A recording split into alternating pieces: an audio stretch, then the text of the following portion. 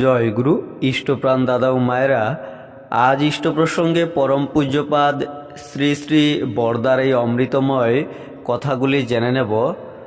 যাজন করার রীতি প্রসঙ্গে শ্রী শ্রী বরদা কি বলেছেন, গুরুত্বপূর্ণ এই ভিডিওটি। এই চ্যানেলে নতুন হলে অবশ্যই চ্যানেলটি সাবস্ক্রাইব করে ভিডিওটি শেয়ার করবেন। ফেসবুকে দেখে থাকলে পেজটি ফলো করবেন। এবারে বিস্তারিত। শ্রী শ্রী বরদা বলেছেন, যাজন করতে হলে আগে ওই ব্যক্তিকে আপন করে নিতে হয়, তার সাথে পারিবারিক কথা কইতে হয়, তার সম্বন্ধে জেনে নিতে হয় সে কোথাও দীক্ষা নিয়েছে কিনা।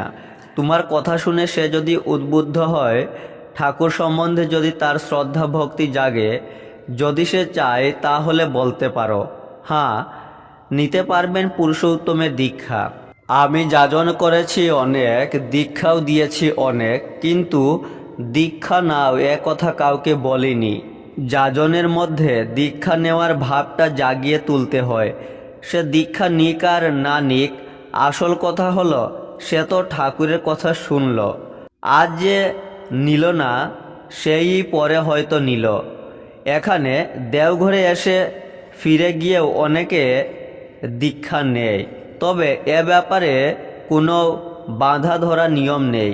অনেক সময় আছে, দীক্ষা নাও এ কথা না বলাই ভালো। আবার কোনো সময় তা ফোর্স দিয়ে বলাই লাগে। যার সঙ্গে যতখানি গভীর সম্পর্ক তার সঙ্গে তেমনভাবে কথা বলা সমীচীন। শুধু তুমি একতরফা বলে গেলে, তার কথা শুনলে না, এতে তার ঝোঁক বোঝা যায় না।